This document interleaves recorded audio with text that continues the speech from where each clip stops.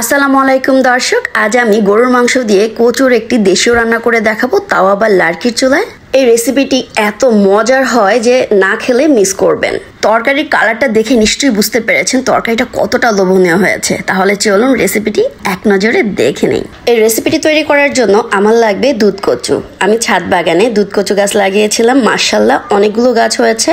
আর এই কচুটা কিন্তু গলা ধরে না, খেতে কিন্তু অনেক মজার, একদম মোমের মতো নরম গলে যায়। আর এই কচু গাছের পাতাগুলো কিন্তু একদমই নরম হয়, এগুলো সুন্দরভাবে ভাজি অথবা ভর্তা করে খাওয়া যায়। আর খেতে তো মাশাআল্লাহ কতটা মজার, যারা খেয়েছেন তারা তো জানেনই। এবার আমি কচু গাছের একদম গোড়া থেকে কেটে দিচ্ছি, এতে করে কচু গাছগুলো আবার নতুন করে ডগা ছাড়বে। গ্রামে তো প্রতিটা বাড়িতেই এই কচু গাছটা লাগিয়ে থাকে, আপনি সবার বাড়িতেই এই কচু গাছ দেখতে পাবেন।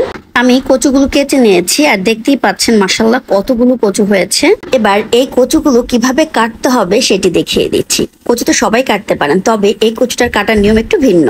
আমি এই কচুর পাতাগুলো নিব না, এই পাতাগুলোকে আমি পরবর্তীতে আপনাদেরকে ভর্তা বা ভাজি করে দেখিয়ে দিব।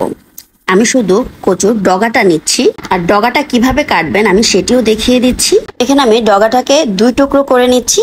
এবার উপরের যে চামড়া, খোসা বা বাকল যেটাই বলেন, এটা আমি ফেলবো না, এটা সহই আমি কচুটাকে টুকরো টুকরো করে কেটে নিব। এই খোসা সহ কচুটা রান্না করলে কি হয়, এই কচুটা আপনি মাংস দিয়ে যখন রান্না করবেন কচুটা কিন্তু সম্পূর্ণ গলে যাবে না, আস্তই থাকবে। অনেক সময় দেখা যায় এই কচুটা ছিলে রান্না করলে থরা লেগে যায়, মানে শক্ত থাকে, নরম হতে চায় না। এখানে আমি সবগুলো কচু এইভাবে কেটে নিয়েছি, আপনারা চাইলে বড় বড় করেও কাটতে পারেন। এখানে আমি গরুর মাংস নিয়েছি, আর এই কচুর তরকারি রান্না করার জন্য তেল চর্বি সহ কিন্তু গরুর মাংসটা নিতে হবে। এবার আমি গরুর মাংসটা কেটে দেখাচ্ছি। গরুর মাংসটাকে আমি ছোট ছোট টুকরো করে কেটে নিব। আপনারা আপনাদের আন্দাজ মতো যে কোনো সাইজ দিতে পারেন, তবে ছোট ছোট টুকরো করে কাটলে খুব সহজেই কিন্তু এই মাংসের মধ্যে তেল মশলা ঢুকে যায়, আর মাংসটা খুব দ্রুত সিদ্ধ হয়ে যায়। মাংসটা কাটা শেষ হয়ে গেছে, এবার আমি পেঁয়াজ মরিচটাও কেটে নিচ্ছি। আর আমার পরিবারের নতুন সদস্যের সাথে আপনাদের পরিচয় করিয়ে দিচ্ছি। আমার পরিবারের নতুন সদস্য অ্যাড হয়েছে, এই যে দুইটা হাঁসের বাচ্চা আর মুরগি, ওরা আমার সাথে রান্না করতে আসছে। আর পেঁয়াজ কাটলে তো আমার মুরগিগুলোর মাথা ঠিক থাকে না কখন খেতে আসবে, ওরা পেঁয়াজ খুব পছন্দ করে। আর হাঁসের বাচ্চাগুলো মাংস এত সুন্দর করে খায়, মানে ওরা এত ছোট তারপরে খুব সুন্দর করে মাংস খায়। আমি এখানে পেঁয়াজ কাঁচামরিচ গুলো কেটে নিয়েছি, কাঁচামরিচ কিছু কেটেছি আর কিছু আস্ত আছে। এবার আমি রান্নায় চলে যাব। আমি কচুটা হালকা ভাপ দিয়ে সিদ্ধ করে নিব, আর মাংসটা ধুয়ে নিচ্ছি। আজকে রান্নাটা আমি আমার ছাদ বাগানের নতুন লার্কির চুলায় রান্না করব। আর দেখতেই পাচ্ছেন পুরো আকাশটা কালো মেঘে ছেয়ে গেছে, যে কোনো সময় বৃষ্টি চলে আসতে পারে। এবার আমি রান্নায় চলে যাচ্ছি। এটা হচ্ছে আমার নতুন চুলা, আর এখন আমি চুলায় আগুনটা ধরিয়ে নিচ্ছি। এই প্রথম আমি এই চুলায় রান্না করব, জানি না কেমন হবে। তাহলে চলুন রান্নাটা পুরোটা আপনাদের সাথে শেয়ার করি। চুলায় কিন্তু ধাউ ধাউ করে আগুন ধরে উঠেছে। এবার আমি কড়াইটা বসিয়ে দিয়েছি। এবার এর ভেতরে আমি কেটে রাখা পেঁয়াজগুলো দিয়ে দিয়েছি। এবার পরিমাণ মতো সয়াবিন তেল দিয়ে দিচ্ছি। আপনারা কতটুকু তেল খাবেন তরকারিতে সেই আন্দাজে দিয়ে দিবেন। এবার এর ভেতরে আমি দিয়ে দিচ্ছি এলাচ, দারচিনি আর তেজপাতা। এবার পেঁয়াজের সাথে এই মশলাগুলোকে ভেজে নিব। পেঁয়াজটাকে বাদামি করে ভেজে নিয়েছি। এবার এর ভেতরে আমি পানি দিয়ে দিলাম যাতে করে পেঁয়াজটা পুড়ে না যায়। এবার এর ভেতরে আমি মশলা দিয়ে দিব। দিয়ে দিচ্ছি লবণ, লবণটা স্বাদ মতো দিয়ে দিবেন। আর দিয়ে দিচ্ছি 1.5 টেবিল চামচ পরিমাণ আদা রসুনের পেস্ট। আর দিয়ে দিচ্ছি 1/2 টেবিল চামচ পরিমাণ হলুদের গুঁড়া, 1 টেবিল চামচ পরিমাণ দিয়ে দিয়েছি লাল মরিচের গুঁড়া, 1/2 টেবিল চামচ পরিমাণ দিয়ে দিয়েছি ধনিয়া গুঁড়া, 1/2 টেবিল চামচ পরিমাণ দিয়ে দিয়েছি জিরা গুঁড়া। এখানে আমি কাঁচা জিরাটা দিয়েছি, মানে কাঁচা জিরা গুঁড়া যেটা। এবার মশলাটাকে ভালোভাবে কষিয়ে নিব। মশলাটাকে কষিয়ে নিয়েছি। এবার এর ভেতরে আমি মাংসটা দিয়ে দিচ্ছি। মাংসটা দিয়ে এবার মশলার সাথে ভালোভাবে মিশিয়ে নিচ্ছি।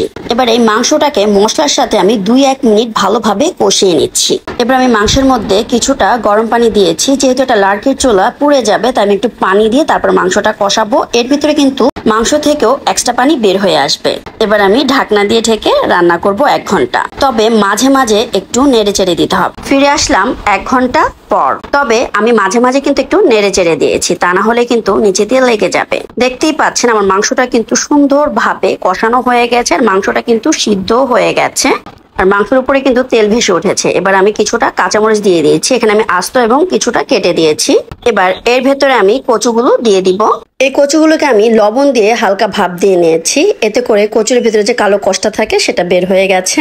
এতে করে তরকারিটাও কিন্তু আর কালো হয়ে যাবে না, তরকারিটা লালই থাকবে। এবার এই কচুটা দিয়ে মাংসের সাথে আরো 2-1 মিনিট একটু ভেজে নেব, এতে করে কচুর ভেতরে লবণটা ভালোভাবে ঢুকে যাবে। কচু দিয়ে 2-1 মিনিট কষিয়ে নিয়েছি। এবার এর ভেতরে আমি গরম পানি দিয়ে দিয়েছি। অবশ্যই কিন্তু গরম পানিটা দিবেন, তা না হলে কিন্তু কচুটা শক্ত হয়ে থাকবে। এবার এই কচুটাকে আমি ঢাকনা দিয়ে ঢেকে সেদ্ধ হওয়া পর্যন্ত অপেক্ষা করছি। ফিরে আসলাম 10 মিনিট পর। এর ভিতরে দেখতে পাচ্ছেন তরকারিটা কিন্তু সুন্দরভাবে ঘন হয়ে গেছে আর কচুটাও সিদ্ধ হয়ে গেছে। এবার এর ভেতরে আমি 1 চা চামচ ভরে গরম মশলা দিয়ে দিচ্ছি। এবার চুলার জালটা অফ করে দিব। দেখতেই পাচ্ছেন তরকারিটা কতটা লোভনীয় হয়েছে। এবার এই গরম গরম তরকারিটা আপনাদেরকে আমি পরিবেশন করে দেখাচ্ছি। আশা করছি আমার আজকের রেসিপিটি আপনাদের ভালো লেগেছে। ভালো লেগে থাকলে বলবো লাইক, কমেন্টস এবং শেয়ার করে দিবেন। আর যারা এখন আমার চ্যানেলটিকে সাবস্ক্রাইব করেন নাই, সাবস্ক্রাইব করে আমার পাশেই থাকবেন। আজ এ পর্যন্তই, আবারও চলে আসবো নতুন কোনো রেসিপি নিয়ে। সে পর্যন্ত সবাই ভালো থাকবেন, সুস্থ থাকবেন, আমার জন্য দোয়া করবেন। ভিডিওটি দেখার জন্য সবাইকে অসংখ্য ধন্যবাদ জানিয়ে শেষ করছি। আল্লাহ হাফেজ।